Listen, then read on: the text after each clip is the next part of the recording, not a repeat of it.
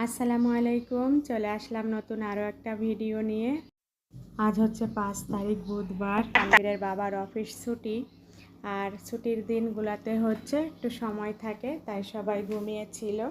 আমি হচ্ছে ঘুম থেকে উঠে ফ্রেশ হয়ে সকালের নাস্তাটা রেডি করে নিয়েছি।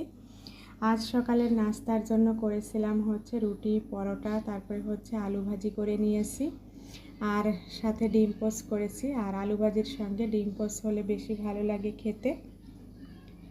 মাশাআল্লাহ, খুব সুন্দরভাবে আলু ভাজিটা করে নিয়েছি।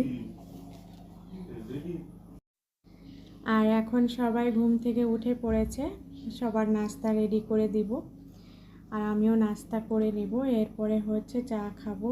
আমি হচ্ছে চুলায় দুধটা বসিয়ে দিয়ে এসেছি। প্রথমে তানভীরের বাবার নাস্তাটা রেডি করে দিব।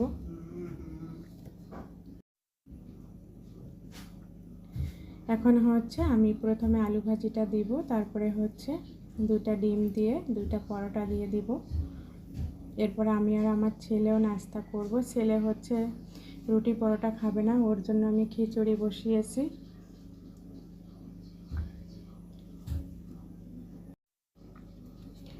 আর আমরা সব সময় সকালবেলা হচ্ছে রুটি দিয়ে পরোটা দিয়েই নাস্তাটা করে থাকি, কারণ ভাত খিচুড়ি খেতে বেশি ভালো লাগে না। সকালবেলা হালকা নাস্তা করে তারপরে হচ্ছে দুপুরে রান্না করি। নাস্তাটা রেডি করে দিয়েছি, এখন যার যার নাস্তা করে নিব। নাস্তা করা হয়ে গিয়েছে, আর এখানে দুধটাও খুব ভালোভাবে জাল করে নিয়েছি। এখন আমি কফি বানিয়ে নিব।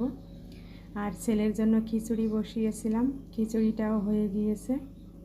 এখানে হচ্ছে টমেটো, গাজর, পেঁয়াজ, তারপরে হচ্ছে কাঁচামরিচ দিয়ে মাখিয়ে খিচুড়িটা বসিয়েছিলাম। আর এই খিচুড়িটা খেতেও ভীষণ ভালো লাগে।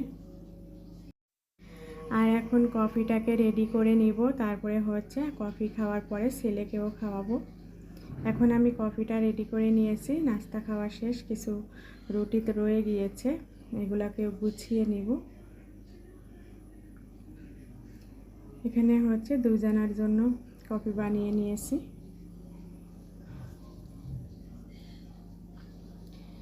এখন কফিটা খেয়ে নিব। আলহামদুলিল্লাহ, এটা ছিল আমার সকালবেলার আয়োজন। আজ এ পর্যন্তই। আল্লাহ হাফেজ।